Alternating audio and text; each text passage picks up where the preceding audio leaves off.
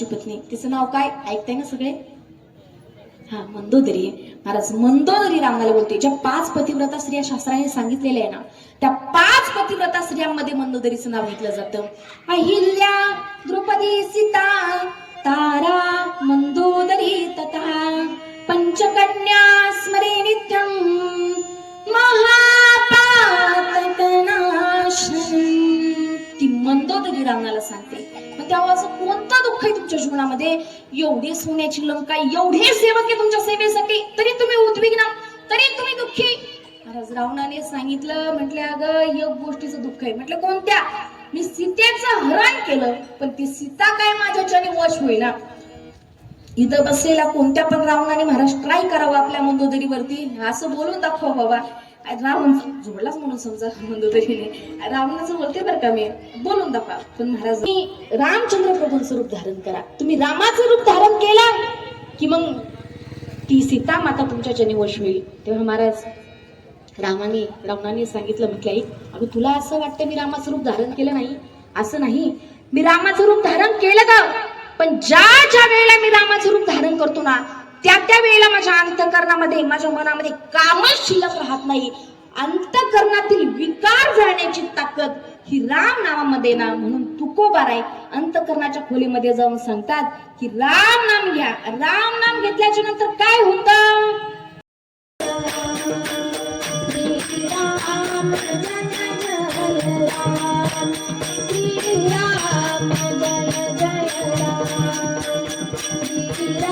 यांचा सन्मान करण्यासाठी सन्माननीय रोहिदास वेटेकर सर यांना मी विनंती करतो की आपण मंचावर उपस्थित राहायचं.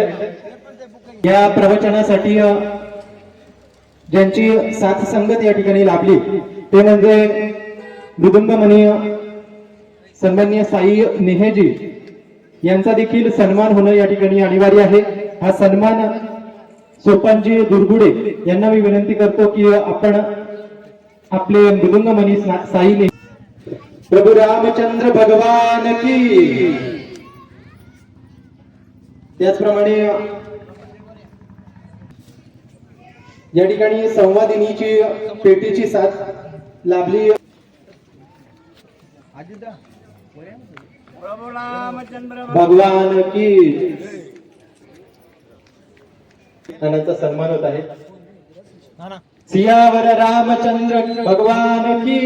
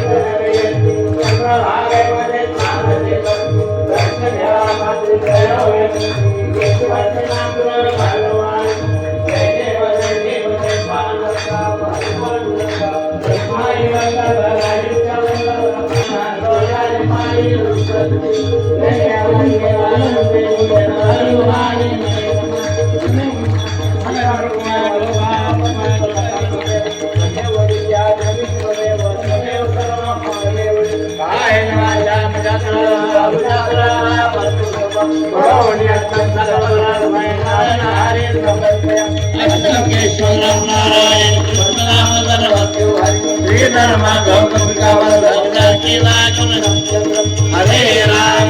राम राम राम हरे हरे कृष्ण कृष्ण कृष्ण हरे हरे राम राम राम हरे हरे कृष्ण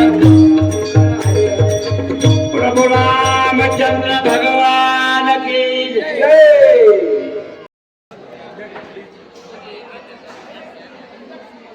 पिंपरी पेंडर गावामध्ये रामनवमीचा कार्यक्रम मोठ्या थाटामाटात साजरा केला. तर कशा पद्धतीचं नियोजन होतं सकाळपासून? आज सकाळपासूनच आमचे श्रीराम मित्र मंडळ, हिंदुत्ववादी संघटना व गोरक्षक दल पिंपरी पेंढार यांच्या संयुक्त विद्यमाने या ठिकाणी मोठ्या प्रमाणात या ठिकाणी रामनवमी या ठिकाणी साजरी केली. त्याचबरोबर सकाळी या ठिकाणी अभिषेक झाला, त्यानंतर रामरक्षा पठण झालं, त्यानंतर भव्य अशी शोभायात्रा झाली. शोभायात्रा झाल्यानंतर या ठिकाणी प्रवचन झाले व या ठिकाणी आता महाप्रसाद चालू आहे. व त्यानंतर एक ऐतिहासिक सिनेमा नरसिंहा या ठिकाणी आपण दाखवणार आहोत. असंच आपलं सहकार्य राहू द्या. जय श्रीराम.